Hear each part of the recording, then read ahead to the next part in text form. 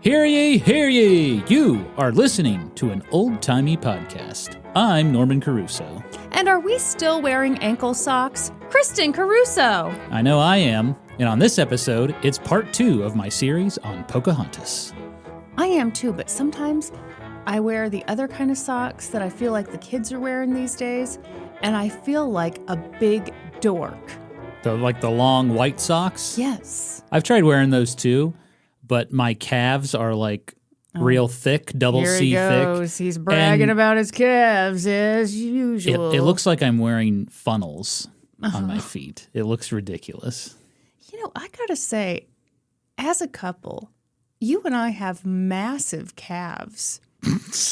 Yeah. I understand it's nothing to brag about, and yet if there were awards given for a couple with the biggest calves, I think we might be in the running, sir. Well, when cannibalism occurs in a couple years, people are going to get a lot of great meat on my legs. They're going to be chowing down for sure. Okay, great. They'll say, ooh, let's get him. Look at that guy. Look at those calves. Yeah, nice gams, buddy. Maybe I could nibble on them a little bit. Well, that's certainly a fun thing to think about for the years ahead. In the meantime, if you'd like to have some, fun, how about you join our Patreon? That's right. At the $5 level, you get access to our Discord where we chitty-chat the day away. You also get a monthly bonus episode plus the video, so you get to see our sexy faces the whole time. The whole time. Yeah, and the Discord's a lot of fun because sometimes I'll pop in there and I'll let everybody know that Kristen is currently in the bathroom singing the Education Connection song from 2008. I have no idea what you're talking about. You do know. Go ahead and sing it. Sing what? I went on the internet and went to Education Connection. I took some free tests to find out my direction. I'm taking my classes online, getting my degree on my own time. Education Connection. Folks, just imagine. I was in my own home, in the bathroom, doing what you ask. That's none of your business. But I was singing the Education Connection song from back in the day. Why did that even pop in your head? All I know is I don't know why that song pops into my head. I don't know why I still know all the words. But I know that once it's in there for 3 days minimum. Okay. And it starts from the beginning every time. I went on the internet. That's actually not the beginning of the song, though. What's the beginning? I work for an hourly wage. I went to high school. Didn't do great. Oh, my God. Oh, what a great jingle. Still, I got to make more cash. More education is what I'm looking at. I can still picture the woman. Yep. Anyway, so yeah, Norm ratted me out to our Discord. I didn't realize. People liked it. People were enjoying it. I didn't realize until the next morning when I was looking at our Discord and realized my husband had betrayed me. Anyhow, that's what you can get. What about the $10 level, Kristen? Oh, that's where you want to be. Pig butter investors, get in while you can. Slots are filling up fast. Oh, yeah. Our slots are nearly filled, baby. First of all, when you sign up at that level, you get all the stuff that those $5 folks get, but you also get a card autographed by us, stickers, and you get early ad-free video versions of every single episode of An Old Timey Podcast. And the audio, too. Well, Jesus, of course. You have to watch the video and plug your ears. Yeah. So head on over to patreon.com/oldtimeypodcast and sign up today. Support this small, independent podcast. We're small and independent, but we have massive calves. So you do the math. These calves could make us money. Only calves. Only calves. And it's for baby cows, but also they have our calves on there. Do you think that's a thing? I'm going to look it up. Okay. Because, their only feet's a thing. Only calves. I don't think people are really that into calves. Our collection of calf muscle pictures is the epitome of artistry. Shut up. Onlycalves.com. Is this a real site? Raise your glass to the lower limb. Yeah, it is. There really is something for everybody. Lots of AI photos. Anyway, let's get to the episode, shall we? Let's do it. Norm, I'm so excited. Yeah? Yeah. Yeah, thank you all for the wonderful feedback on part 1. I was honestly blown away by how much everyone was enjoying it. Yeah, I hope you don't screw it up in this episode. Yeah, for real. We've got a lot to cover, Kristen. Okay. So let's get right into it. Previously on An Old Timey Podcast. Oh. We learned that the life of Pocahontas has been mythologized, romanticized, and fetishized over the years. Gross. No thanks in part to a certain Disney film released in 1995. We're talking, of course, about a Goofy movie. And no, I'm not talking about the Goofy movie. It was high time we got down to the truth about the fascinating life of Pocahontas. But first, we had to learn more about her people, the Powhatan. The Powhatan Nation was made up of more than 30 Algonquian tribes that lived in the Tidewater region of Virginia. Despite being labeled as savages by early European explorers, the Powhatan did what every other nation was doing at the time. They hunted, they fished, they farmed, they raised families, they fought in wars, they formed alliances. Wow! The Powhatan Nation was led by a paramount chief named Wahun Seneca. He was shrewd, domineering, ruthless. Wahun Seneca had many wives and children over the years, and his favorite child was a daughter named Pocahontas, named after her mother. Pocahontas was not a princess. That wasn't a thing in Powhatan society, but she did enjoy the privileges of being the daughter of the paramount chief. She received lots of gifts, extra tutelage with work, and knew just about everybody in her hometown, the capital village of Werowocomoco. In April of 1607, when Pocahontas was about 10 years old, Powhatan scouts spotted 3 large ships in the Chesapeake Bay. The Powhatan were familiar with ships like these, because by now the Europeans had been exploring the area for almost 100 years. Sometimes, the Powhatan were able to trade peacefully with the Europeans, but it wasn't always peaceful. In 1561, the Spanish kidnapped a young Powhatan boy, forced him to be an interpreter, and baptized him against his will. When the boy eventually returned home almost 10 years later, he retaliated by killing Catholic missionaries. The Spanish took revenge by killing 20 innocent indigenous people.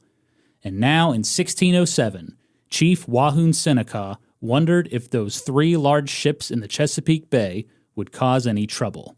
He decided to take a wait-and-see approach. He hoped the ships would only stay for a few days and then move along. After all, that's what most European visitors did. But these ships were not leaving, and it was not the Spanish. It was a group that called themselves English. Gentlemen, I give you Britannia! Freshen your drink, Governor. And that is where we will pick up our story today. Norm, I love any intro that includes the word tutelage. I used tutelage in my last episode, too. Very proud of myself. Yeah, congratulations. Not to tutelage your own horn or anything. Oh, Hey. hey. Where's my rim shot? There we go. Okay, Kristen. In our last episode, we learned all about the Powhatan people and their experiences with early European explorers.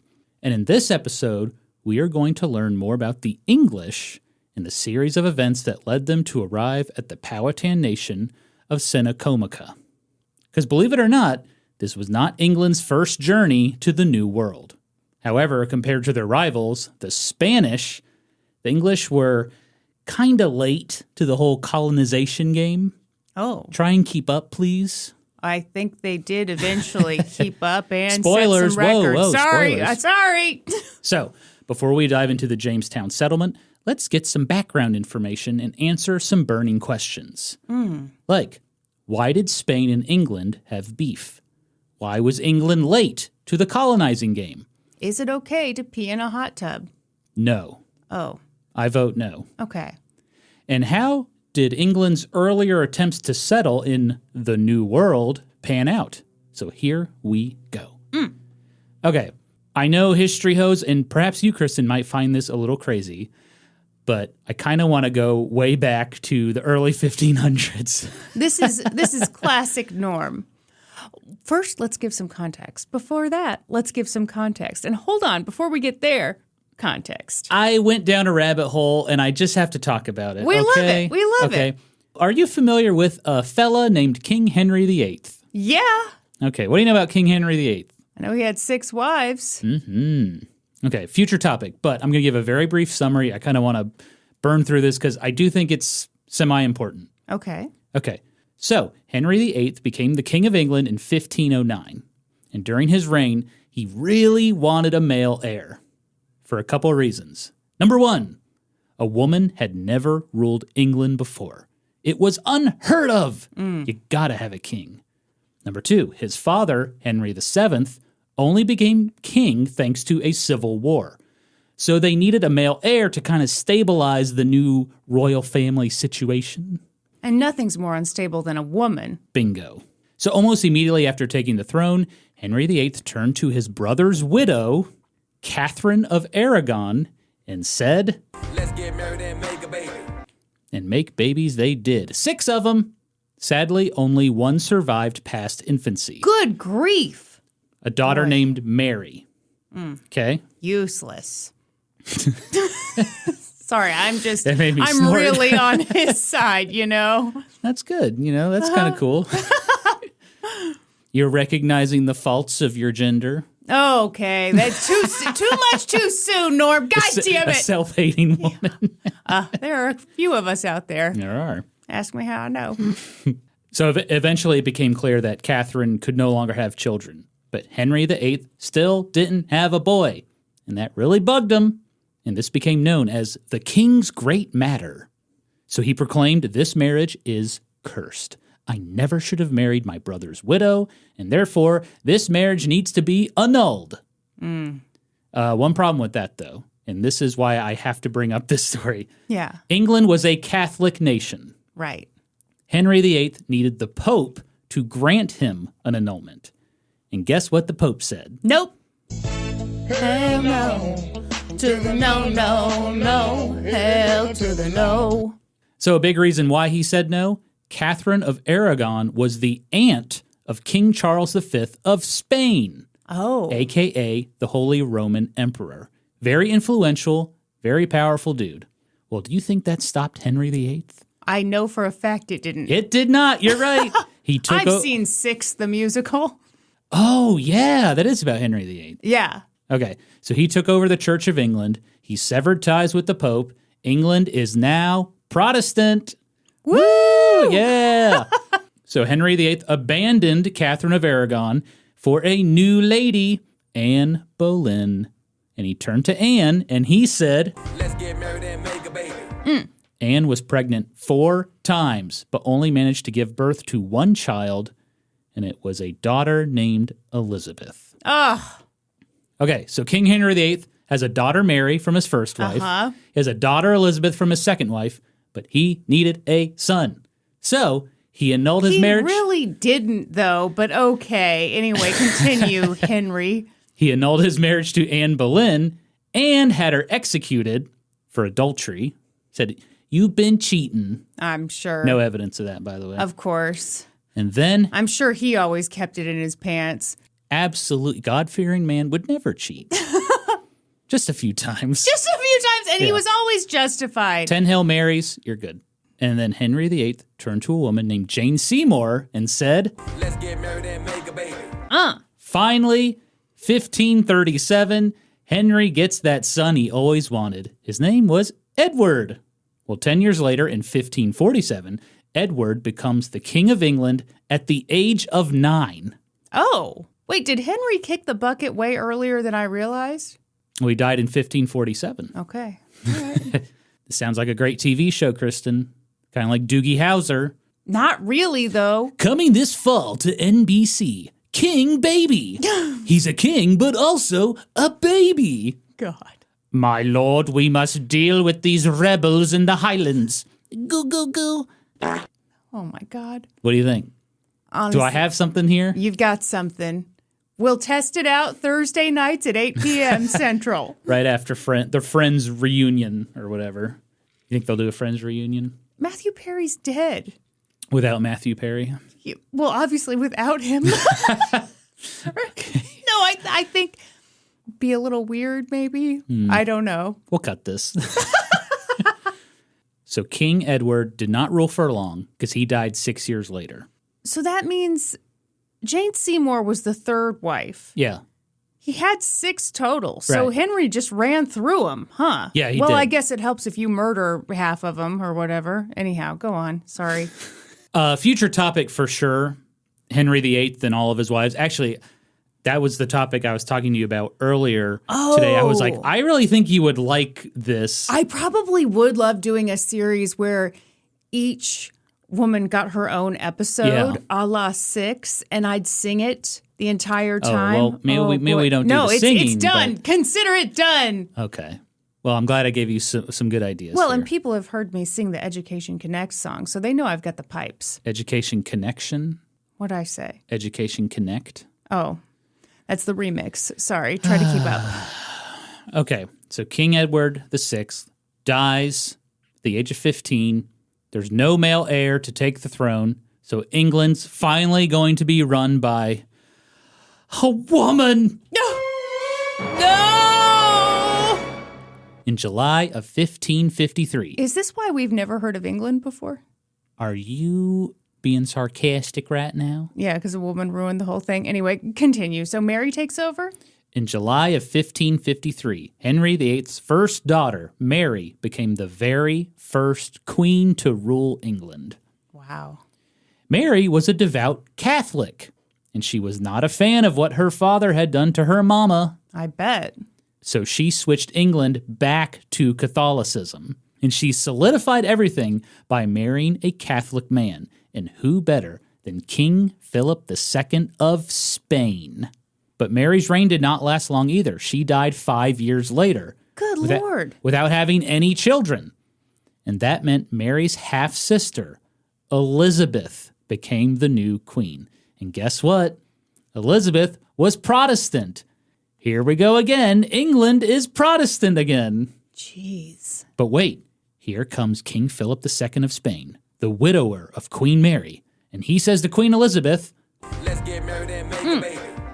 King Philip hoped to marry Elizabeth to maintain power and keep England Catholic. But Queen Elizabeth was like, nah, I don't want to marry you. Yeah. And this was kind of the beginning of a long, drawn-out feud between Spain and England, Catholics and Protestants. So, King Philip II thought Elizabeth was not the legitimate heiress to the throne because she was the daughter of an illegitimate marriage between Henry VIII and Anne Boleyn. He didn't really think that, but he's just trying to get power, so whatever, dude. Struggling for power? Yes. Sounds like someone's struggling for power.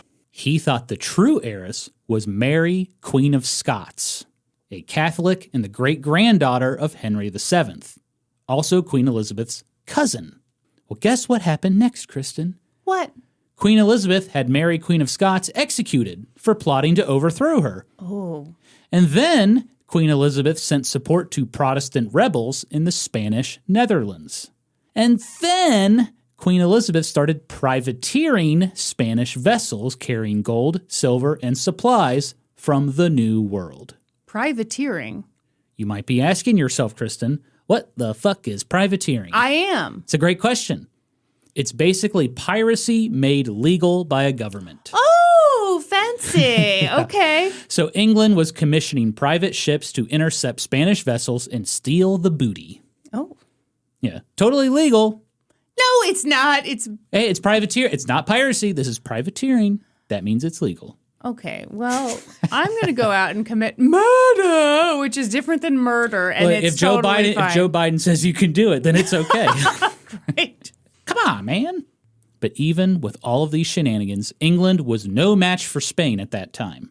Spain was a dominant force in the world, especially with their established colonies in Central and South America, Florida, and the Caribbean. And English explorers, they were pretty jealous of Spain. 100 years earlier, Christopher Columbus had asked King Henry VII of England to fund his little exploration. Oh. And King Henry said, Hell no. To the no, no, no. Hell to the no. and we all know this story. Guess who finally told Columbus yes? Who? The Spanish. And now they were reaping the rewards. One Englishman lamented, how many did condemn themselves that did not accept of that honest offer of noble Columbus? Okay. So yeah, English explorers were horny for colonies. But whenever they took the idea to Queen Elizabeth, she was like, meh. Why? Now, to be clear, she was not against colonies. It just wasn't a priority at the time. She was dealing with a lot of problems at home. The country was fresh from flip-flopping again from Catholic to Protestant. Plus, she didn't want to piss Spain off any more than she already had. War seemed imminent. Still, she knew that the New World would play a big factor in establishing England as a major world power. Plus, a colony would help England continue to disrupt Spanish shipping, privateering. So, in 1584, Queen Elizabeth granted a soldier and explorer named Sir Walter Raleigh a royal charter to establish an English colony somewhere in the New World. Just make sure it's like far enough away from the Spanish. Okay. Let's not bother them. And Sir Walter Raleigh was like, great, what if there's people already living there? And Queen Elizabeth was like, well, if they aren't Christian, who gives a fuck? Oh, okay. Basically, that's not exactly what she said, but basic summary of what's going on. So in April of 1584, Sir Walter Raleigh sent out an expedition to check out the American coastline and find a suitable location to set up their colony. In July, the ships arrived along the outer banks of North Carolina. And they found an island that looked perfect for a colony. They called it Roanoke Island, named after the Roanoke tribe that lived in the area. The tribes in the outer banks of North Carolina were Algonquian, just like the Powhatans in Virginia. However, they were not members of the Powhatan Nation. Besides the Roanokes, there was the Croatan, the Secatan, and the Choanoke. Sound familiar, Kristen? A lot of these sound familiar.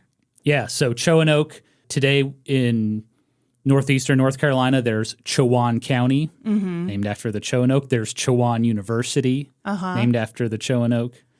Okay, you called it Croatan? Croatan, yeah. Okay, there's the Croatan Forest in North Carolina.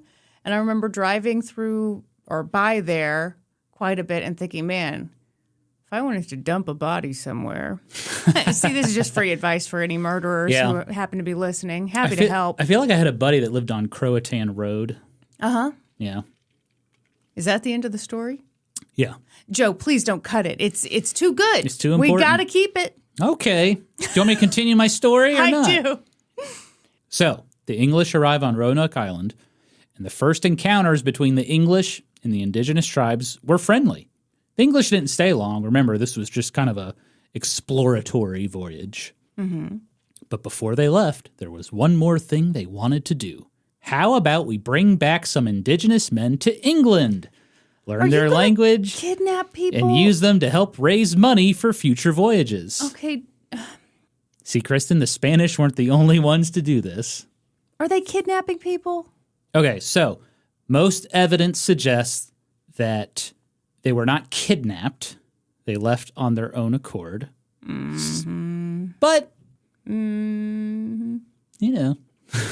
Yeah, I think not. I mean, if we don't speak the same language and you invite me onto your ship, I'm not thinking I'm going to be there for months getting scurvy and then I'm going to be like put in some display case over in jolly old England. Display case. That's what I'm guessing. So they brought back two young men named Manteo and Juan Cheese. The next year, in April of 1585, the English returned to Roanoke Island, and they brought Manteo and Juan Cheese back with them. They also brought scientists, soldiers, artists, engineers. Their goal was to survey the area, map the territory, learn more about the indigenous tribes, and hey, maybe we'll find gold and silver. But things started off pretty bad. So on the way back to Roanoke Island, one of the English ships struck a shoal and basically wiped out their food supplies. That sucks. And then when they landed at Roanoke Island, Juan Cheese abandoned the English and went back to his tribe, the Secatan. And he told them, these people cannot be trusted. Oh, okay. So that's how you know that he didn't do this consensually. Possibly. How quickly did they hit that thing, that shoal you said? What do you mean, how quickly did they hit that shoal? Well, didn't they just take off? They immediately hit the shoal. They lose all their food. They have to turn back around. Isn't that what you just said? No. Oh. They're almost to Roanoke Island, and then they hit the shoal. They lose their food, and then they arrive at Roanoke Island. Oh, okay. Okay. Oh, never mind. Sorry. So Wanchese is like, the English cannot be trusted. And Wanchese had always been skeptical of the English and their intentions on Roanoke. In fact, Wanchese probably was not this guy's real name, because roughly translated, that name simply means young boy. Oh, it definitely wasn't his real name. The 100 or so English settlers originally thought that they would be able to grow food, but they arrived a little too late in the season. So they were forced to rely on the local indigenous people for food. This made the leader of the colony, Ralph Lane, super paranoid. There is a genuine fear that Englishmen would abandon the colony and become savages. Okay. Almost like they've been bitten by a zombie and they become a zombie. Okay, dude. Relations with the local tribes became strained, mainly due to the exposure of diseases like smallpox, but also because of severe overreaction by the English. One time, a silver cup went missing, and the English thought the Sikatan people had stolen it. They freaking burned one of their villages to the ground. The people you're relying on for food? Yes. You dumbasses? So yeah, it's pretty understandable why things got violent on Roanoke Island. It would have been shocking if it hadn't. These people are total freeloaders. They come over, no food. They've got one silver cup amongst them. They've evidently treated this young guy terribly, and they call him young boy. And now they're like, by the way, could we have food? Excuse me. I know I don't cough into a cave. I don't do that. I cough right into your face. Also, give me more food. That's how we do it in England, baby. Norm, if you were abducted by some random other group of people, do you ever think of like what name they'd call you? What name they call me? Yeah, like putting yourself in this guy's shoes. Mm-hmm. Like, I'm wondering, would I be down in the history books as like saggy-titted woman? Her name was saggy-titted woman. Well, I would say like, my name is Norman. Mm-hmm. And then they would like observe my behavior and they would say, we believe Norman translated to pale and non-threatening. Oh, okay. You know? Bold of you to assume that they would be listening to what you said well enough to be like, oh, that's his name? Okay. So, things were getting violent on Roanoke. Right. The English were starving. The weather was terrible. And to make matters worse, there wasn't a scrap of gold or silver. What the hell? What a complete waste of time. Eventually, the English decided to abandon the colony, but not completely. About 15 men decided to stay behind at the fort to protect Her Majesty's claim to the area. Well, a year later, the English came back to try to set up a colony again. And they were like, okay, here is the plan. We're going to sail to Roanoke Island. We're going to pick up those 15 boys that stayed behind, and then we're going to go north to the Chesapeake Bay, a.k.a. the Immaculate Conception Bay. Oh, my God. I'm about to bust. a.k.a. Powhatan Nation territory. The English hoped that the Chesapeake Bay area was better suited for a colony, and this time around, women and children were on the voyage. What a fun summer vacation for the whole family. Oh, my God. This sounds terrible. It's terrifying. Yes. But, again, the colonists arrived late. They arrived near the end of the summer, late July. And the captain of the ships refused to carry them further north to the Chesapeake Bay. He was like, there is no time. The weather is going to get really bad. Your best bet is to set up here at Roanoke again. So they did. They went back to the old fort. Remember those 15 guys who stayed behind last year? I do remember. They were gone. All they found was a skeleton. Oh. Probably not a good sign. And violence started right away. One settler went off alone to look for crabs because they're delicious, and he was shot full of arrows by Sikatan warriors. The English retaliated by attacking a Croatan village. Oops, wrong tribe. Oh. So that made trading for food really hard. And yeah, of course, I bet it will. they ran low on food. Tensions were high. It was miserable. And in these terrible conditions, if you can believe it, a couple named Ananias and Eleanor Dare had a child. The first English child born in the New World. And they named her Virginia Dare. Oh. Not so fun fact. Virginia Dare's birth became super symbolic and important to the English. It gave them hope. A child born in the New World. But later, in the 19th century, Virginia Dare became a symbol of white supremacy. Yep. Yuck. In the 1920s, an anti-suffrage group commented that North Carolina should remain white in the name of Virginia Dare. Remain white? Remain white, baby. When was North Carolina ever white? Trick question. The answer is never. There's white people living there right Yeah, that doesn't mean it's white. Also in Elizabeth City, where I grew up, do you remember the Virginia Dare Hotel? Yeah. Yep. I do. The tallest building in Elizabeth City. It's not tall at all, It's not that big, but it was to me. Anyway, it became clear to the Roanoke colonists that they needed help. So the leader of the colony, a man named John White, he was like, okay, I'm going to go back to England and get more men, get more food. And if you have to abandon this area, just carve where you are going into a tree so I know where you are. Man, if I were him, I'd be like, you guys, I'm totally coming back. I don't even worry about it. I'm thinking about you the whole time, okay? Yeah, I feel like I'd be like, do you need some help, John? Can I come back with you? Oh, absolutely. Yeah, I'd be like, this is a 2-person job for sure. So John White left Roanoke in August of 1587. He made it back to England about 3 months later in November. And he assumed that he would load up on supplies and men and then sail back right away. But oops, guess who was now officially at war, Kristen? Oh, England and Spain? England and Spain. That'll happen. King Philip II of Spain was fed up with Queen Elizabeth and her Protestant ways. So he decided he was going to invade England with his massive fleet of ships that he called the Spanish Armada. So when John White tried to organize ships to return to Roanoke and save the settlers, Queen Elizabeth was like, Hell no, to the no, no, no, hell to the no. England needed all available ships and supplies to fight the Spanish. No exceptions. During the summer of 1588, the English pulled off a stunning upset and defeated the Spanish Armada in the English Channel. And it was all thanks to a combination of bad weather, better tactics, better leadership, the use of fire ships to scatter the Armada. So basically, they just set a ship on fire and then they just launched it into the enemy fleet. Oh, wow. And so all the ships were like, hey, get away from me. And they sailed away, you know.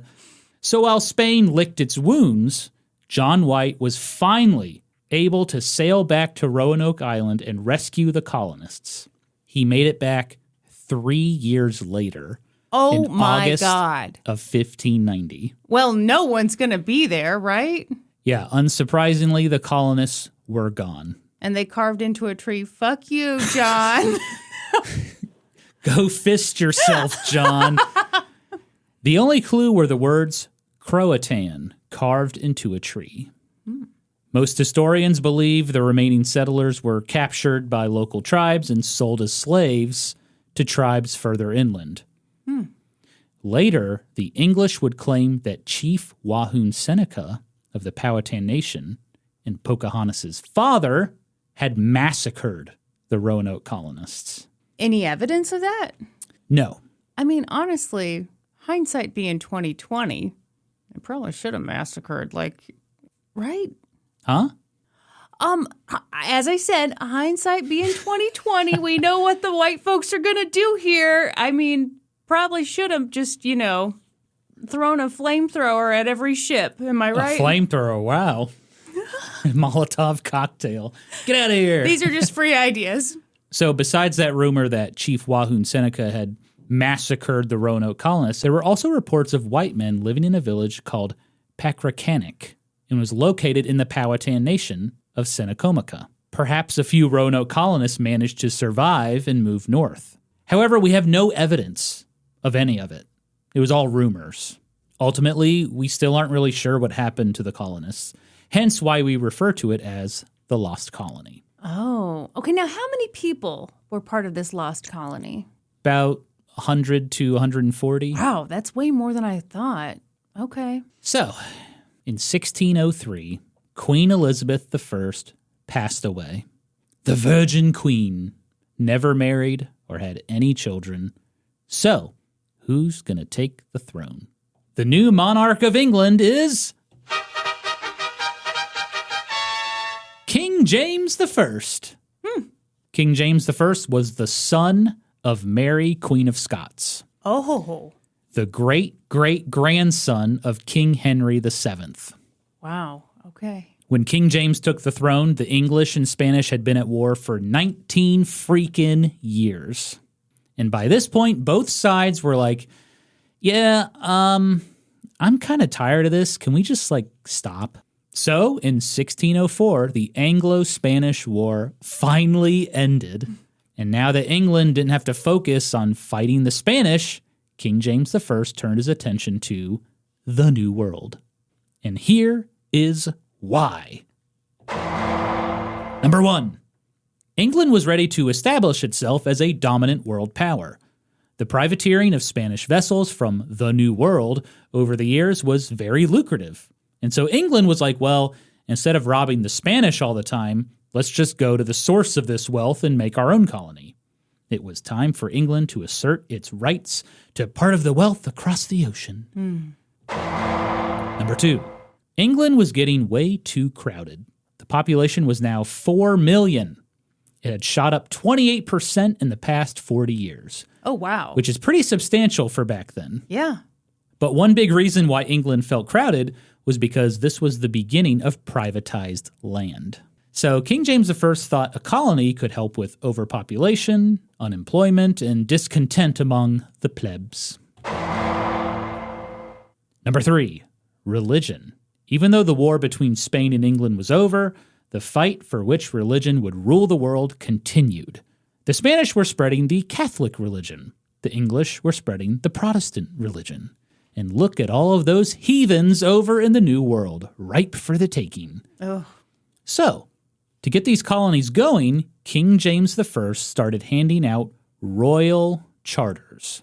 Now, you might be saying, Kristen, Hold up. Wait a minute. Something ain't right. What's that from? it's this YouTuber that does parody news interviews. Okay. So you might be asking, what is a charter? Basically, a charter puts colonies in the hands of private companies. Oh. Capitalism, baby. Ew. So wealthy dudes would buy shares and invest in these companies, but they took on all the cost. So they had to provide supplies, they had to provide ships, men, everything. Oh. If the colony succeeds, they made a lot of money. If it failed, they lost a lot of money. These colonies were set up in the name of England, but they weren't directly ruled by the king. They were allowed to self-govern. So why didn't King James I set up colonies himself? Why does he give out charters to companies? Didn't have the money to do it himself. Yeah, so it was considered a very risky venture. And England's not rolling in dough to just throw money towards this idea. So, on April 10th, 1606, King James I slapped the Great Seal of England to the First Virginia Charter. At that time, Virginia was the English name for all of the land ranging from modern-day North Carolina all the way up to Canada. They just called it all Virginia. This charter called for 2 settlements. The first settlement was in the hands of the Plymouth Company, and they were going to form a colony near the Kennebec River in what is today the state of Maine. But that colony was quickly abandoned. Well, yeah, it's way too cold up there. It was super cold. They had terrible relations with the indigenous people. That didn't work out. Fun fact. Wow. 12 years later, the Plymouth Company was revived and settled in a new area they called New England. Oh. Sound familiar? Plymouth Rock? Oh. The Plymouth Company? Oh. I thought they were going to rebrand as LL Bean. Oh, wow. Couldn't even get a hit on the soundboard there? Thank you. There you go. Is LL Bean based out of Maine? I don't think so. It just, it seems like it's up there. Is LL Bean in Maine? Yeah, flagship stores in Maine. Oh, suck on that, everyone. No one was doubting you. I figured it did because, that's how you came up with the joke. That's comedy, baby.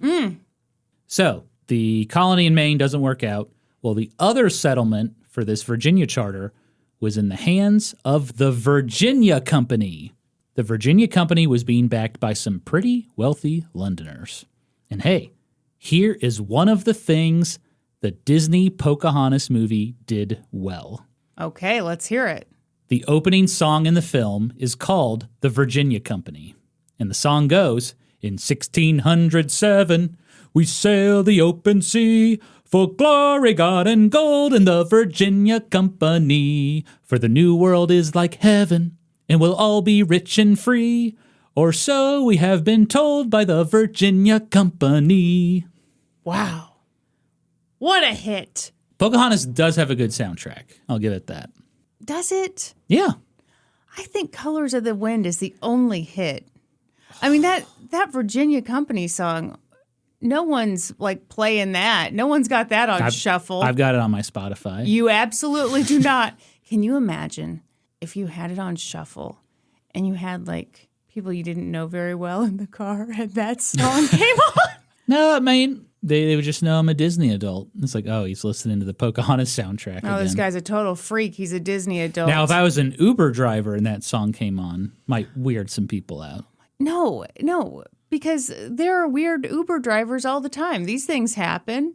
And honestly, if I was an Uber driver, I think I'd lean into the weird sometimes. How do you feel about Uber rides? Do you want do you want the driver to talk to you, or do you not want the driver to talk to you? It depends on my mood, baby. But generally, no, I don't want to talk to anyone at any time. Yeah, I am firmly in the camp of please don't look at me or speak to me. Yeah. I'm fine with the hello, how was your flight?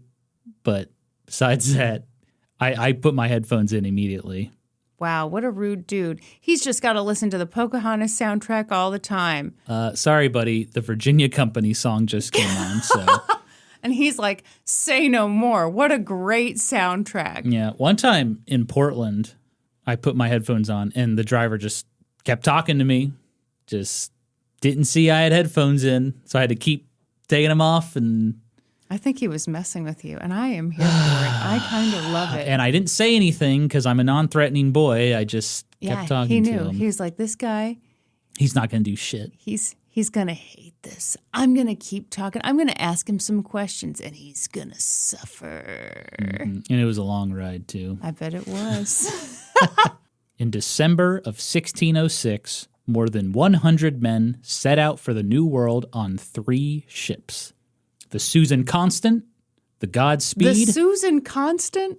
That was the name of the ship. Sorry. The Susan Constant, the Godspeed, and the Discovery. How about the Eileen Fisher? So ridiculous. The SS Jenna Marbles. What's wrong with Susan Constant? I don't know. It just sounds like somebody's aunt, you know? So on these ships were a variety of people. There were upper-class boys ready to gobble up as much gold and silver as possible. Apparently, they thought it was just sitting around in piles on the shore. Sure. Like giant money bags just sitting by the tree. Well, I'm sure there was a lot of propaganda to get these guys on these ships. They probably thought it was like Animal Crossing. You just psh, whoop, got it. But you also had lower-class people like laborers, carpenters, bricklayers, blacksmiths, preachers, and soldiers.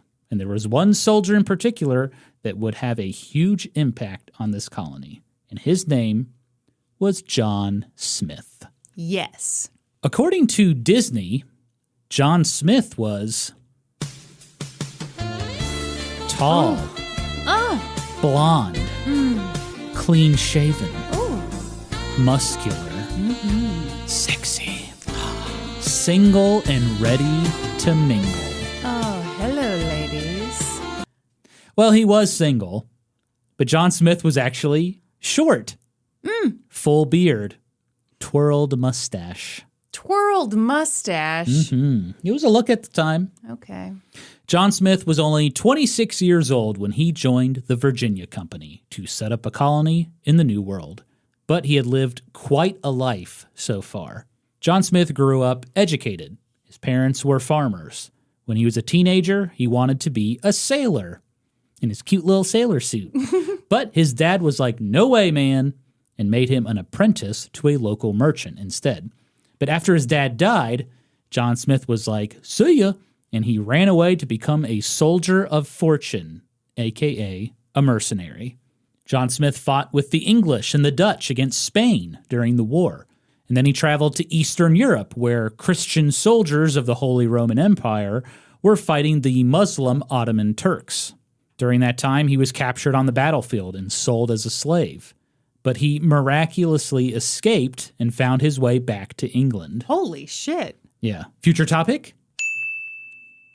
John Smith's exploits really impressed the wealthy backers of the Virginia Company, so he was recruited to join this adventure to the New World. John Smith was definitely a good choice. He had a ton of military experience, he was well-traveled, but he maybe didn't really get along with everybody. Uh-oh. Because about halfway through the journey across the Atlantic, he was getting a little tood. What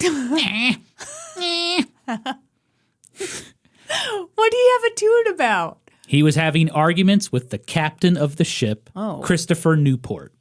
Captain Christopher Newport was a notorious privateer. He had raided a ton of Spanish ships back in the day.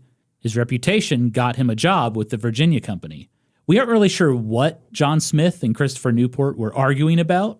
Captain Newport was the captain of the ship, so he had authority. Yeah. He accused John Smith of trying to start a mutiny and had him arrested and locked up. Oh. John Smith expected to be hanged. I don't remember this in the Disney movie. No. Anyway, in April of 1607, about 4 months after the ships had left England, sailors spotted the shores of the Chesapeake Bay. Hurrah! And with that, it was time for the unsealing of the orders. What's that mean? Kristen, if you can believe it, the procedures for establishing the colony were not looked at until the ships had reached the New World.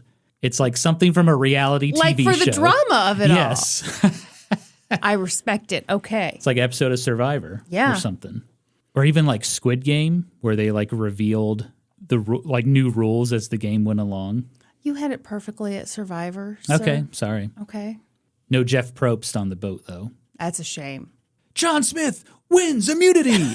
Don't make fun of my show. Everyone, this past week, Norm did something unforgivable. He came into the bedroom where I was watching Survivor, and he was like, haven't you already seen this episode? And I had to be like, sir, how many times have you watched every episode of Kitchen Nightmares? God damn it. I know. And I was like, man, I am the biggest hypocrite right now. Because it's true. My current obsession is now Restaurant Impossible. There are 22 seasons on Max, and I am going through them all, baby. You love a big angry fella telling people that they're running their restaurant into the ground. Absolutely. There is nothing you love more. Robert Irvine, Gordon Ramsay, and John Taffer. Oh, my God. The Holy Trinity. They are just big, angry white dudes. Yeah. Yep. Just so fired up. Yeah, John Taffer looks like an earthworm. It's like if Lowly Worm was on steroids. That's true. And ran a bar. Anyway, so you might be wondering, why did they wait to reveal these orders? Why don't they know all this stuff ahead of time? Well, they were kept secret because of how damn long the voyage was from England to the New World. And they wanted to mitigate power struggles or mutiny during the journey. Oh. So they're like, if nobody knows who's in charge, then there's less likely to be like a riot. Okay. So once they spotted the Chesapeake Bay, the settlers opened up the orders. And here is what was inside. Number 1, find out what happened to the lost colony. Oh, okay. The English were still trying to find answers as to what happened to the settlers at Roanoke Island. Perhaps they made their way to the Chesapeake Bay. Number 2, look for natural resources. This included gold and silver, Although the English weren't super optimistic about finding anything, because they didn't find anything in North Carolina. Mm-hmm. But it did include things like furs, exotic animals and fish, and plants. Number 3, find a passage to India. Best of luck. The English weren't really sure how big the New World was or where all the rivers led. Uh-huh. Hey, maybe one of them leads to the Indian Sea. Yeah, maybe. That would be pretty sweet. Uh-huh. That would make the trade industry between England and India explode. Number 4, explore and map out the New World. Learn about the land, the rivers, the creeks. Map it all out. Okay, thanks, bye. Number 5, instructions on how to treat the naturals. The AKA naturals? indigenous people. Oh, excuse me. So for years, the English had been reading books from both Spanish and English explorers that contained reports on indigenous people, or savages, as they would call them. Books like Decades of the New World and Principal Navigations, Voyages, Traffics, and Discoveries of the English Nation. Jesus Christ, that sounds terrible. A New York Times bestseller. That's when you read the first chapter, you read the last chapter, and you just kind of nod along when other people are talking about it. And you're like, yep. Yeah, my favorite part was when he talked about the passages. I loved it when he mentioned the Principal Navigations. That was really cool. Some of these books were pretty outlandish. There were wild tales of kidnapping Native women from their savage tribes, but it actually wasn't really kidnapping. Wait, who was kidnapping the Native women? English and Spanish. Oh, so they're bragging about it? Yeah, but they weren't really kidnapping them, Kristen, because they actually wanted to be captured, these women. Oh, God. And they were super horny. Oh, So horny. Yeah. Some men who had, quote, carnal relations with Native women found it hard to, quote, satisfy their appetite. Okay, great. Yeah. So there's probably no doubt that some of the men on the ships in the Chesapeake Bay fantasized about this type of thing. But the English had also learned hard lessons from the failures of the Roanoke colony. And the number one thing they learned was colonies could not survive without help from indigenous people. Yeah. Ain't gonna happen. So I gotta say, there is something I do love about these guys getting on these ships for God knows how long, stinking like hell, scared out of their wits about scurvy because there's not a lemon in sight. But they are just keeping hope alive because they are convinced that they are going to hit this new world where there's gold bars everywhere and the horniest women you ever did the see. horniest, Kristen. They are so horny and they are just hoping you arrive. Don't even bother with a shower, boys. Just get on over here. Ugh. Disgusting. But they won't be able to satisfy them, Kristen. Oh, yeah. Their appetite is enormous. So, rather than do what the Spanish did, which was genocide, Yeah. the English wanted to learn from indigenous people. They knew how to use the land. Back in Roanoke, the colonists were amazed by their ingenuity, their houses, their archery, their fishing, their navigating skills, how they grew food, where to get water. But it wasn't just a matter of, hey, teach us how to do this. The English wanted to harness the labor of indigenous people. They wanted to give them an opportunity to work. Then they could join the English, and they could become Christian and pay taxes to the king. Let's make this land more productive for England. Isn't that great, Kristen? No, and I reject all this, like, we actually really respect, we love what you're doing here. We're totally into it. How about you do a bunch of extra work for me? Yeah. Interestingly, the English compared indigenous people to themselves. Because back in the day, the Romans had subjugated the English. But maybe they forgot that the English resisted the Romans for decades. You know? Isn't that strange? So this is a hurt people, except... Well, it's weird that the English were like, oh man, indigenous people are just like us when the Romans came and conquered us. But it's also, they expected the indigenous people to just be like, yeah, we'll show you how to do all this and we're going to work for you, no problem. Forgetting that when the Romans invaded England, British people resisted it for decades. Right. So that's like, don't you expect indigenous people are going to resist you when you come in and be like, hey, work this land for us? No, because they don't respect indigenous people. Yeah. Okay, so the colonists have their instructions now. It was time to find out who King James I and the Virginia Company had selected to be on the official council of the new colony. This was basically pay for play, Kristen. Okay. The wealthy people with the most status were selected. Shocking. And one of the men selected for the council was John Smith. Hey, weren't we going to hang him for starting a mutiny? Also selected, Captain Christopher Newport. Of course. That's going to be awkward. Well, thanks to that seat on the council, John Smith was spared death. But he was still under arrest until they could have a trial. Each member of the council had to swear an oath of allegiance to King James I and, to the best of their ability, carry out the orders for the new colony. And then they had to vote on a governor. And the council chose Edward Wingfield. Wingfield? Wingfield. Nice. Solid choice. Edward Wingfield was much older than the rest of the group, but he was well qualified. He was a former soldier, lawyer, member of parliament, and one of the main backers of the Virginia Company. He was instrumental in raising money and recruiting people for this venture. Now, according to the Disney Pocahontas movie, the first governor of Jamestown was John Ratcliffe. Nope. He was Edward Wingfield.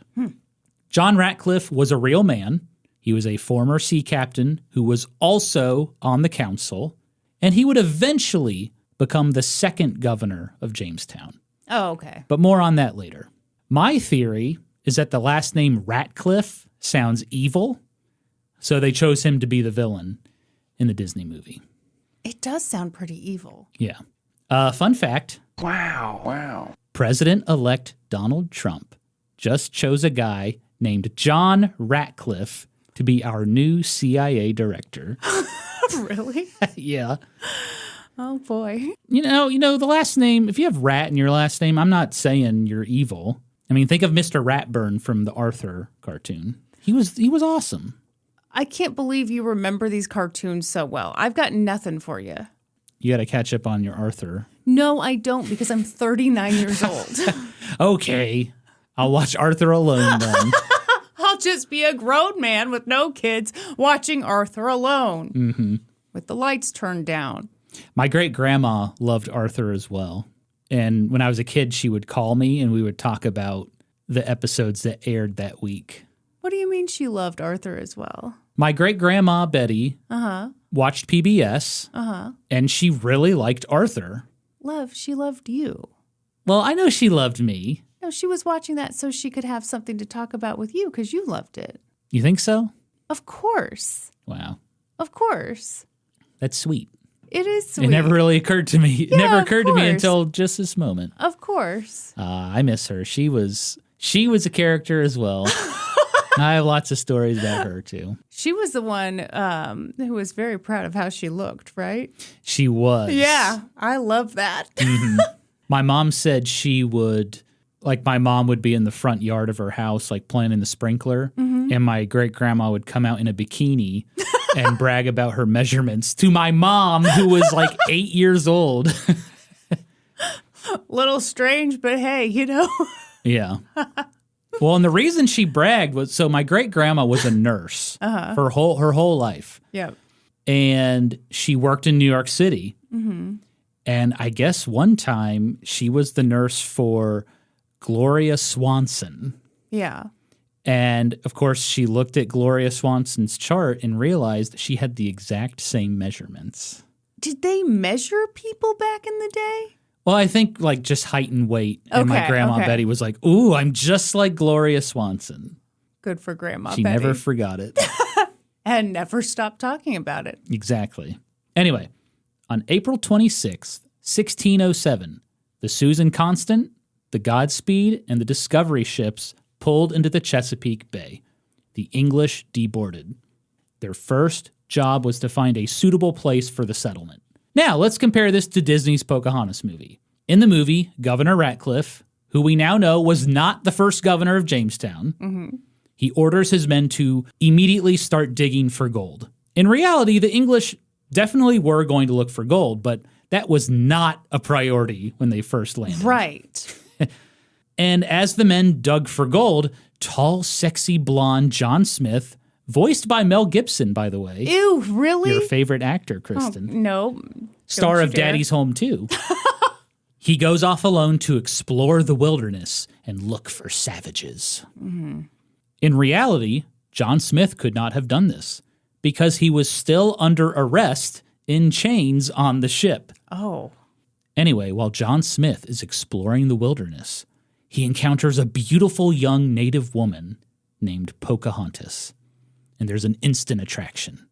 Sparks are flying, Oh, yeah. and they learn about each other's language and their lives. Pocahontas teaches John Smith how to say hello in the Powhatan language. John Smith shows Pocahontas his helmet, and the two are kind of flirtatious. Oh.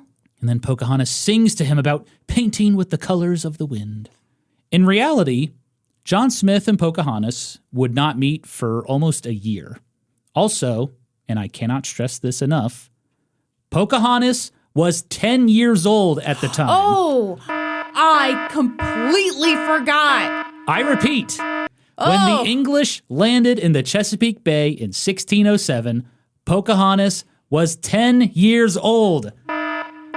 Gross. Sound the alarm. Get Mel Gibson away from that child. And that makes the whole Disney romance creepy as fuck. Yeah.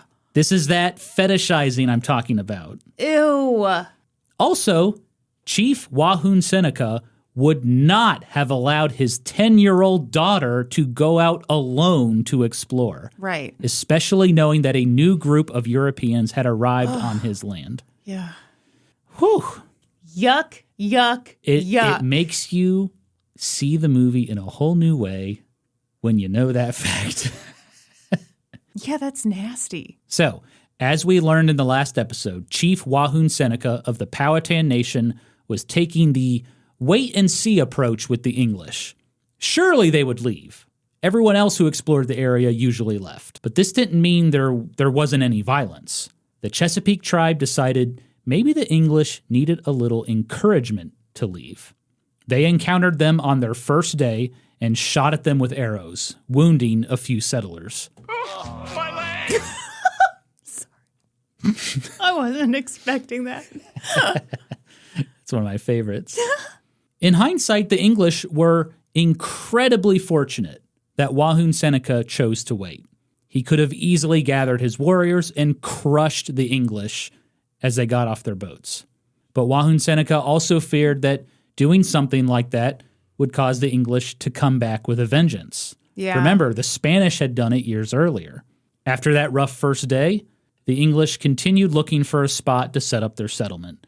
4 days later, they met another tribe from the Powhatan Nation, the Kecoughtan, led by Chief Wahun Seneca's son, Pochin. This time, there was no violence, just friendly interaction. It's possible Wahun Seneca ordered his son to just gather information. Yeah. Who are they? How many were there? What are they doing here? What kind of weapons do they have? From there, the English made their way into the Paspahegh territory. Once again, it was a friendly meeting. The Paspahegh Werowance, Wowinchapunk, made the English a feast and talked with them extensively. The language barrier may have caused some issues. Wowinchapunk was under the impression the English were just visiting, not looking to permanently settle. So he was friendly with them. Mm-hmm. But on May 13th, Wowinchapunk learned otherwise. The English had found a peninsula in the Paspahegh territory that they thought was perfect for their settlement. It was uninhabited. It was far upriver and around a bend. I call once more just around the river bend. Da-da-da-da, bum, ba-na-na-na-na. So because it was upriver and around the river bend, it made it out of sight from the Chesapeake Bay and enemy ships, so it was a good defensive spot. Of course, if the English had consulted with Wowinchapunk, he could have told them that peninsula sucked ass. It was super swampy with tons of mosquitoes and terrible water. Wait, how did they not know that right off the bat? Well, it was springtime, maybe. Oh, okay. Yeah, you Didn't catch know it on yet. a good day. You don't Yeah, notice that catch it on swamp a good ass. day. Okay. It's like when you go look at a house and yeah. had a good showing, then you move in. There's blood on the walls. I didn't notice that before. Yeah. Thought it was an accent wall. Also, there was a reason the Paspahegh people didn't have a village there. It was in their territory. They didn't have a village there. That is a Maybe good a point. reason why. Yeah. Wouldn't you think that all the good spots would be taken? Yeah. If there's like a really obvious spot that seems so great. Oh, There's well. a reason he's single, folks. The English brought in their ships and started unloading their supplies to build a fort. They called their settlement Jamestown, after King James I. When Wawunchipunk heard from scouts that the English were building a fort, he was like, uh-oh.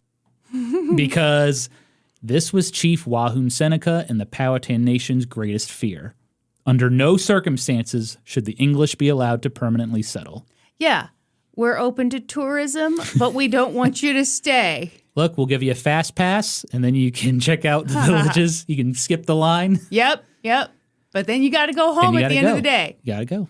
A couple of days later, Wawunchipunk and 100 Paspahegh warriors showed up at Jamestown, fully armed.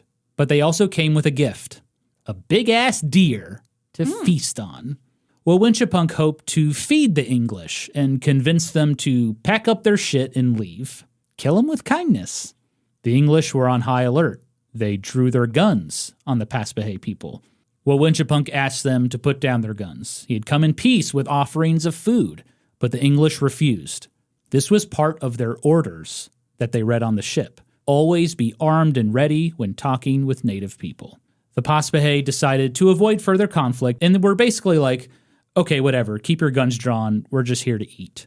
And with that, the festivities began. Ooh, things got real bad real quick, though.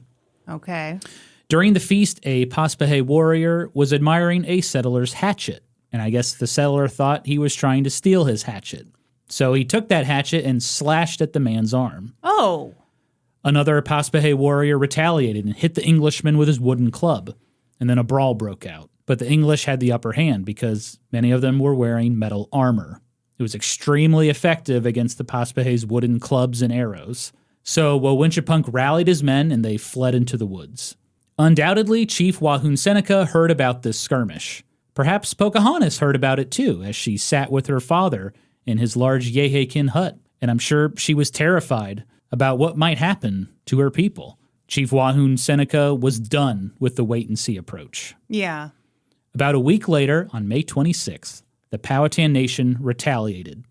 A group of around 200 warriors from the Appomattox, Weyanock, Paspahegh, Keokahannock, and the Chiskiak tribes attacked Jamestown.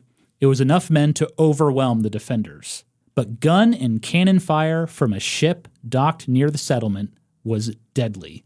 The bullets and shrapnel cut through the indigenous warriors, and they had to retreat. Chief Wahun Seneca had to adjust his strategy. The English firepower was just too much. So he took a new tactic. He would make the lives of the English settlers miserable. I love this. What's he do? If any settlers left Jamestown, his warriors would be hiding in the woods, ready to attack, where the cannon and gunfire couldn't hit them. And the English could forget about trading for food. By June 15th, the English had finished building their settlement. It was a triangular fort with artillery and guns at the corners for defense. Inside the fort was a church, a storehouse, a marketplace, basic streets, small fields for crops. But the colonists were feeling the weight of Chief Wahun Seneca's new tactic. It became very dangerous to leave Jamestown. Several men died attempting to navigate a river or find trade. The colonists felt extremely isolated. The Jamestown Council were now all hands on deck, and they thought, you know who could really help us right now in this situation? That 10-year-old girl, Pocahontas. John Smith. Oh, okay. So in June of 1607, John Smith was cleared of all charges and was finally allowed to deboard the ship and join the Jamestown He'd been settlement. on the ship the whole time? The whole time. Oh, Terrible. His scurvy was probably terrible. His butthole probably itched. Is that a symptom of scurvy? Or is maybe. that just a thing that was probably happening? I'm just imagining he's chained up Uh-huh. and his butthole starts itching. And he's like, fuck, this thing itches so bad and I can't scratch it. And he's like trying to find a loose board or plank where he can get the corner and scratch the butthole. Pray he doesn't splinter himself. Sure. Yeah. So the Jamestown Council is united. They assessed the situation and it was not good. They didn't have enough supplies to last the winter. And hey, what is up with these savages? They're not behaving like the book said they would. Yeah, weird. They don't want to fuck us, and they're not giving us any free food. No one. So what do? Well, the Reverend of Jamestown thought conversion is the solution. What? Mm-hmm. You thought you were showing up to a free buffet that was run by horny women, and you're definitely not there. So you think instead, I'm just going to force people to go along with my weird religion? Well, to be fair, not everybody thought that's what it was going to be. Norman. Like. What? How many dudes signed up for this? There's about 100 dudes. And you're telling me they weren't the least bit interested? I'm saying some of them definitely came over, probably because they were like, oh, yeah, the ladies are going to love me over there. They say that these ladies haven't been satisfied. Yeah. So the Reverend of Jamestown wrote, even here where Satan's throne is. Okay. Lord, let our labor be blessed in laboring for the conversion of the heathen. That should definitely solve everything, Kristen. I love the smugness as he's starving. Well, John Smith had a better idea. He understood that the English had to find a way to trade with the local tribes. There were a lot of tribes in the area. Right. Surely one of them would be willing to trade with the English. John Smith also wanted to fight back, but that was easier said than done. The English may have been safe by the fort, but in the wilderness, their guns and armor were impractical. Remember, these were old-timey guns. They were huge. They had to be propped up on something to fire. Oh, yeah. And the armor was heavy, and it's the summertime. So you know how hot and humid it would feel wearing a big hunkin' piece of armor? Well, yeah, you're eventually going to rust shut. You're going to be, like, just right in place. Imagine the smell. Oh, God. Ew. Yeah, it'd be terrible. So the English strategy became, we're going to stay safe in the fort. We're going to trade with whoever we can. Yeah. We're going to send some people back to England for supplies, and we're just going to hope for the best. On Monday, June 22nd, 1607, 2 months after their arrival, Captain Christopher Newport loaded up 2 ships, the Susan Constant and the Godspeed, and headed back to England for supplies. 104 colonists remained in Jamestown, and they were on their own. Did he take another 3 years in England, just slowly gathering up supplies? No, it wasn't like that again. One tea bag at a time, please. Chief Wahun Seneca's strategy seemed to be working because things at Jamestown were real bad. Yeah. The colonists' provisions were, quote, scanty and unappetizing. Each person got half a pint of wheat and barley boiled in water per day. Oh, gross. Basically, porridge. Yeah. One person wrote that it contained as many worms as grains. Okay. Protein. Slimy yet satisfying. Then there were problems with the council. Edward Wingfield, the governor, was growing increasingly unpopular. He had reserved 2 gallons of alcohol for communion at church and refused to let anyone drink it. You're in this shitty situation. Some alcohol would really make you relax a little bit. All you want to do is get drunk. Yeah. No, it's for the church. Do not touch that. Yeah, I get it. Like, if I were him, I would have drank it myself. Well, there were accusations of that. That's totally what I would do. You're abusing your power, Kristen. Yeah, because life sucks. I just ate worms for dinner, and now I've got my whiskey breath, and I'm telling everyone I love them. That's what I would do. Well, how about this? The colonists went to Edward Wingfield, and they were like, we are starving. And Edward Wingfield was like, well, why don't you just go hunt and fish for some food? Oh, Come on, Edward. You know that's going to get everybody killed, Yeah, right? leaving the fort was very dangerous. Yeah. And then a bunch of accusations and name-calling ensued. Edward Wingfield is an atheist. And he's hiding food from us. And also, I heard he's a spy for the Spanish. Oh. Ooh. So the Jamestown Council voted his ass out. Like literally out? Like you got to leave Jamestown? He was arrested and thrown into jail on the last remaining ship, the Discovery. Oh, God. You're out of here, buddy. So now the council had to select a new leader. And this time they chose, you already know this, but John Ratcliffe. But that wasn't the end of the drama on the council, because another member, George Kendall, was accused of being a Spanish spy. He was tried and found guilty, sentenced to death. John Ratcliffe signed the order of execution, but before they carried it out, George Kendall argued that the order was null and void because John Ratcliffe was not who he said he was. Who was he? Isn't that right? John Sycamore. What? What are you talking about? Well, unfortunately for George Kendall, there was no scandal behind John Ratcliffe's name change. His name was originally John Sycamore, but when his father died, John took his stepfather's last name, which was Ratcliffe. That's the most boring scandal I've ever heard. I was Well, really hoping listen. for something. I was hoping that he tossed John Ratcliffe overboard and no one had noticed. And he's like, no, what's that piece of paper say? John Ratcliffe, super important? Well, that's me. He's dead now. So George Kendall argued that John Ratcliffe was basically an imposter, and so his execution order was not valid. Oh. But then another member of the council, John Martin, was like, okay, well, I'll just sign the execution order then.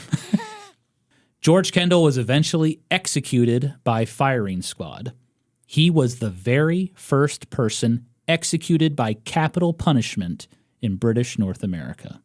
Isn't that a fun fact? Wow. What was his big crime again, though? Spanish spy. But was he really? We're not sure. That was the accusation. Okay.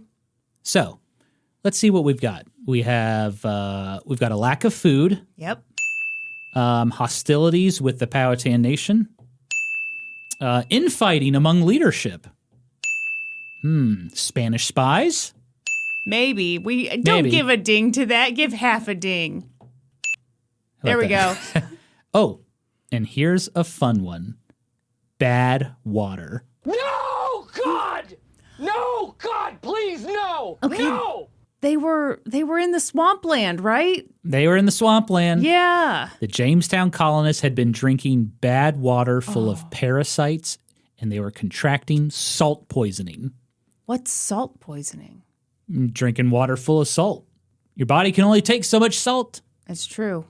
People were now dying every few days from the bloody flux, also known as diarrhea. Oh, God. Probably dysentery, more like it. But by the end of the summer, those 104 remaining Jamestown colonists were reduced in half. Death by diarrhea. What a way to go. John Smith later wrote, "If it had not pleased God to have put terror in the savage hearts, we had all perished by those wild and cruel pagans, being in weakened estate as we were." It's not their fault. You came to their house. God And- bless those pagans. These entitled douchebags. I mean, John Smith's basically like, whew, thank God God didn't give them the idea to come slaughter us. Thank God they were pagans. Anyway. Well, I don't get it, though. Like, I thought he was saying, how dare they not help us?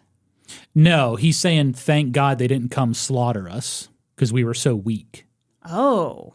Gosh. But he insulted them at the same time. So. Okay, yeah, you can do both at the same time. That's fun.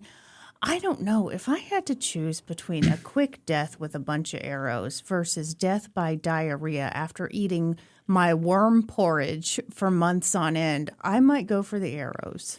The worm porridge is not sounding good. No hot sauce. You can't spice it up. Nope.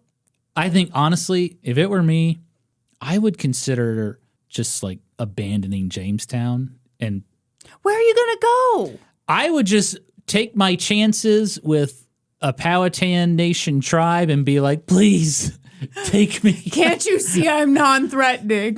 Where are the women? I've got something they're going to want to see. I heard all the women are horny over here. They haven't looked at me twice. I've been lied to. Is it because I have nonstop diarrhea? Yeah, and the Powhatan people are like, whoa, this guy stinks. Oh, God. He's pathetic. He's crying. I think he shat himself. And yet, he's so sexy. There's something about him. There's just something about him. The women are going to love him. Okay, so all these terrible things are happening. Yeah. But there are signs of hope. John Smith was able to find a tribe that would consistently trade with him. Okay. The Chickahominy. The Chickahominy were technically part of the Powhatan Nation, but they were fiercely independent. They did not allow Chief Wahun Seneca to assign a Werowance to their tribe. And to keep the peace, they just paid tribute to him. The Chickahominy had no reason to hate the English. Yet. And they were really interested in their metal tools and glass. In exchange, they gave the English corn. Lots and lots of corn. During the fall of 1607, John Smith went up the Chickahominy River 3 times to trade with the Chickahominy. And not only that, but birds migrating gave the Jamestown settlers plenty of things to hunt from the safety of the fort. Things seemed to be stabilizing, but the English weren't out of the woods yet. In December of 1607, John Smith decided to travel up the Chickahominy River a 4th time to secure more corn for Jamestown, but he also wanted to do a little bit of exploring. John Smith wondered where the Chickahominy River ended. Perhaps it opened up to a lake, or better yet, the Indian Sea. What an idiot! Oh, what a loser! So John Smith, 7 colonists, and 2 friendly native guides got into a shallop, which is a small sailboat, not to be confused with a shallot, which is a small onion. Thank you. And they took off up the Chickahominy River. They traveled way further than usual, and eventually they were past the safety of the Chickahominy territory. Eventually, John Smith and his crew reached a point in the river where it split into a creek, which is known today as White Oak Creek or White Oak Swamp. The boat was too big for the creek, so John Smith ordered a couple of men to stay with the boat, and the others, including the 2 native guides, join me in this canoe and we're going to keep exploring the creek. So they go up the creek in the canoe, and eventually they reach the end of it. So John Smith again splits up his party. He and the native guide are going to go out on foot and explore the countryside, and these other 2 guys, you stay with the canoe. As John Smith and his guide explored the countryside, they were ambushed by a Pamunkey hunting party. John Smith immediately grabbed his guide and put a flintlock pistol into his back. Oh. Threatening to kill the guide if they did anything, and the 2 slowly backed away. But John Smith wasn't paying attention to what was behind him. He slipped and fell down a muddy embankment along with the guide. At the bottom, cold, covered in mud, and surrounded, John Smith finally surrendered. Smith would later learn that the Pamunkey hunters had also killed the Englishmen that were watching the canoe back at the creek. Oh. The guide explained to the Pamunkey that John Smith was some sort of leader for the English. He was an important guy. John Smith was tied up and taken to the Pamunkey Werowance. It was a man named Opechancanough. He was the brother of Chief Wahun Seneca. Okay. Pocahontas' uncle. John Smith was convinced he was going to die. No one was coming to rescue him. Yeah. So he tried to be friendly. He offered Opechancanough his ivory compass as a sign of goodwill. But Opechancanough didn't plan on killing John Smith. He knew he was an important guy. So he was kept under guard. He was given bread and venison while he awaited his fate. Over a few days, negotiations took place. John Smith fed Opechancanough bullshit. He claimed he had curative water back in Jamestown. Had what? Curative water. Okay. So, hey, just let me go back to Jamestown and I'll get you some curative water. Oh, it definitely won't give you explosive diarrhea. Yeah, we're definitely not experiencing that at Jamestown. Well, what do you think Opechancanough said? Hell no. Hell no. To the no, no, no. Hell to the no. No. Opechancanough wanted information. Specifically, he wanted John Smith to tell him the best way to attack Jamestown. In return, he offered John Smith land and wealth, but John Smith refused. That couldn't have been a real offer, right? We don't know. I have to say that much of this information comes from John Smith. So keep that in mind. Okay. Meanwhile, Chief Wahun Seneca was being kept abreast about the situation. First time I've written abreast. And not giggled. More than likely, he consulted with the Kiakros priests about what to do. And their suggestion, take John Smith on a little guided tour of the Powhatan Nation. Was he on a Segway? We don't know. So why do this? It's because the Powhatan Nation had serious fears about the English, and the Kiakros wanted to take that fear away by parading John Smith around as a prisoner. Oh. So John Smith was taken to villages of the Pamunkey tribe, the Yuctanun tribe, the Rappahannocks. And the visit to the Rappahannock village was a pretty interesting one because a few years earlier, a European explorer killed the Rappahannock Werowance. Wow. And so the Rappahannock people were like, is John Smith the same guy that killed our Werowance? And John Smith was super nervous. Yeah. But luckily, the Rappahannocks looked at him and they're like, no, that's not the same guy. This guy's way too short. Oh, got him. Ooh. Sometimes it pays to be a short king. That's right. Well, finally, John Smith reached the end of his guided tour, the capital village of Werowocomoco. It was time to meet the man himself, Chief Wahun Seneca, and he would decide John Smith's fate. John Smith was taken into Wahun Seneca's Yehekin, one of the largest in the village, and there sat Chief Wahun Seneca, dressed in long chains of beads and pearls, an extravagant fur robe. He was surrounded by his wives, his children, like Pocahontas, his advisors, the Kiakros. This was most likely the first time Pocahontas laid eyes on John Smith. John Smith, of course, didn't understand why there were so many people in the room or how Powhatan life worked. He referred to Wahun Seneca's wives as his, quote, wenches. Oh. Chief Wahun Seneca began by questioning John Smith. Why were the English here? What did they want? And John Smith lied. He was like, oh, we're just here temporarily. We're hiding from the Spanish.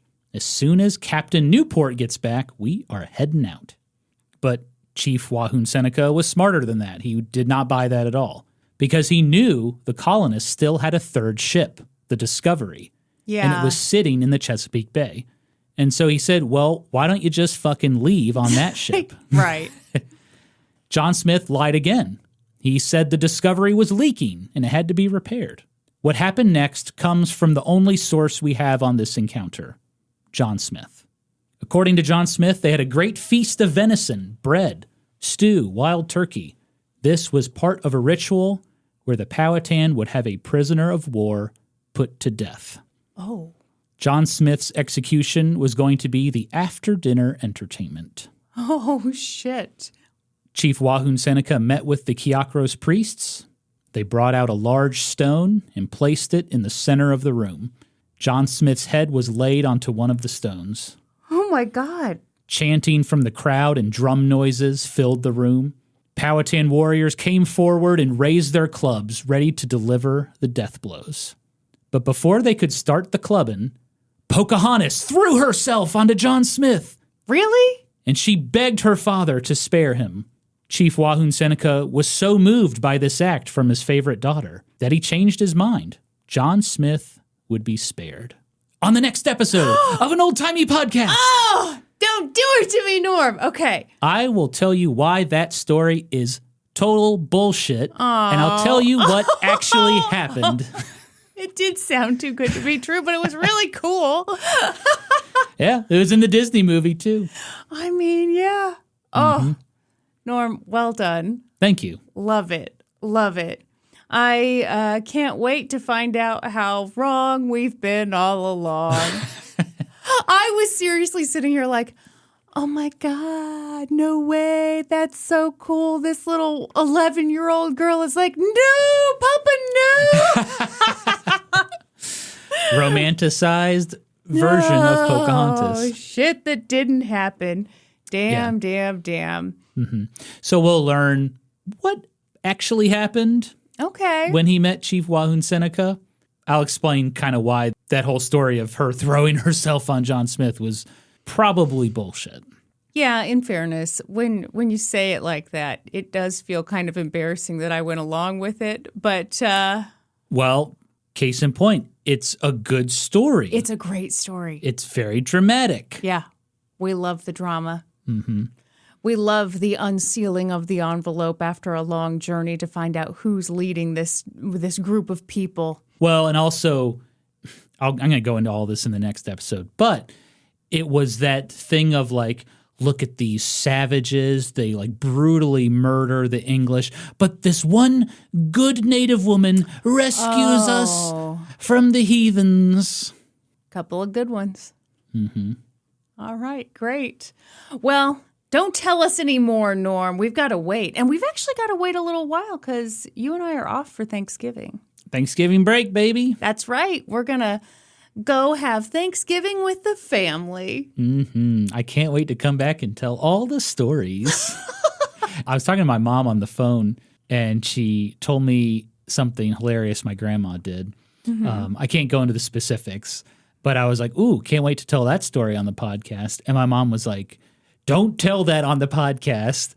And I was joking that she would need to have me sign an NDA before I showed up for Thanksgiving. It's true. It's true. Well, writing this episode, I'm like, man, should I have just called this like the story of Jamestown? Because, man, I feel like I haven't talked about Pocahontas that much. You're world building, sir. You're doing what I was just teasing you about. You're giving us the context, but also the context and then the context. And that's what we need for this story. I feel like you're making fun of me right now. I'm teasing a little, but you know I love it. It makes for a good story. Okay. Yeah. All right. Well, the next episode will definitely be majority about Pocahontas. Okay. Actually, the rest of the episodes will be about Pocahontas. Listen, as long as it's an entertaining tale, we're here for it, buddy. All right. Well, should we wrap up this episode? Yeah, I've got some reviews I'd like to read to you, sir. Yes. Yes. My favorite part. Okay. So last week, I had a lot of fun reading some very concise reviews from people who wanted to give us those 5-star reviews, wanted to support the show, but they were short on time, okay? Right. They are in line at Subway. Yep. And they were being asked, what do you want on your sandwich? Well, I found a very long review that I really enjoyed that I'd like to read to you now. And then I've got 2 more that are just, a little different. Okay. Okay, here we go. This one comes from Jupfraz, Jupfraz. 5 stars. Title: The Sassiest History Podcast in Town. The sassiest. The body of the review reads, are you tired of drawn-out history documentaries that repetitively show the same photo over and over again? Yes. Well, look no further than this old-timey podcast. The Grace Kelly of podcasts is back with her non-threatening boy to tell a wide range of true stories. Hitler, lobotomy, Emu Wars, and Lucille Ball have never been explained in a more engaging way. I also get to inform people about when men surgically added monkey balls to their body. What a world! Be prepared to laugh and at times become filled with rage listening to these two. 10 out of 10. I think they meant filled with rage, but we don't know. Yeah, we get it. Uh-huh. Don't worry. We forgive you for the typo. I Thank love you it. for the review. Wonderful review. Yeah. I do hate when documentaries show the same photo. God. When I made Gaming Historian, I was so on top of that. I refused, unless I absolutely had to, if I had no choice, Yeah. I really tried to not show the same thing twice. You were one of the good ones. Yeah, Norm. well, Dateline does that shit all the time. I It's like feel like- they have one photo of somebody. I feel like they've gotten a little better in recent years just because they got people take roasted. people take so many photos of themselves these days. And they're available online. The internet? I went on the internet. And looked up photos for my documentary. This review, it made me chuckle. It's a bit of a deep cut. Are you ready? Mm-hmm. This person's name, it's just a lot of letters. Matches the Yeah, that's how you say it. 5 stars. Title of the review: Was the shrimp BLT from Modern Market? The body of the review reads, my fave, and so are you guys. Happy face. So, okay, the shrimp BLT. It was from Modern Market. It was from Modern Market. It did run right through you. That was a couple episodes back, but yeah. Very deep cut. We've clearly got a local here who enjoys. Well, that's a chain. That's a national chain. Oh, well. So. All right. Maybe not a local. Sorry. Mm-hmm. But that means the shrimp BLT salad is a best-selling item at Modern Market. People know about it, and I wonder if it runs through other people. This last review, it's a weird one, and I don't understand it. I'm hoping if I read it aloud to you, Norm, you will understand it. Okay. This comes from Slang Updater Josie. Okay. Slang Updater Josie. 5 stars. Title: Slang Update. Body of the review reads, Slay toes means you're cool. Slay toes? Slay toes means you're cool. When they say slay toes, like, will you spell slay? SLAY. Slay, okay. And then toes, like the things on the end of those feet of yours. Slay toes means you're cool. I don't know what that means. You know, but here's the thing, Slang Updater Josie. You made me think. I appreciate that. You made me ponder. And the important thing is you gave the 5 stars. So you've definitely intrigued us, and we appreciate that. And now everyone knows something new about slang. Slay toes. I'm gonna ask our niece about this. She's my official correspondent with the kiddos. She's the youth correspondent for us. Yeah, for An Old Timey Podcast. Anyway, those are a few reviews that I enjoyed greatly. And thank you to anyone who has reviewed us. If you haven't already, please give us a 5-star review. Yeah. Thank you very much. It really helps us out. It really does help us out. Not only for learning new slang, but also, I mean, man, that long review, I love it. Someone really took the time. Maybe it was a really long line at Subway, and they meant to just do a couple words, but they're like, God. No, they were probably in line at Chipotle. Oh, and takes that a while. shit takes forever. Well, shall we wrap this up? Let's do it. You know what they say about history, hoes. We always cite our sources. That's right. For this episode, I got my information from the books Pocahontas and the Powhatan Dilemma by Camilla Townsend, Pocahontas by Grace Steele Woodward, and The True Story of Pocahontas, The Other Side of History by Dr. Linwood Littlebear Custalow and Angela L. Daniel Silverstar. That's all for this episode. Thank you for listening to An Old Timey Podcast. Please give us a 5-star review wherever you listen to podcasts. And while you're at it, subscribe. Support us on Patreon at patreon.com/oldtimeypodcast. Follow us on Instagram and Facebook and TikTok at Old Timey Podcast. Join the Reddit community, r/oldtimeypodcast. And follow us individually on Instagram. She is the lovely Kristen Pitts Caruso. Hello. I go by Gaming Historian. And until next time, toodaloo, ta-ta, and cheerio.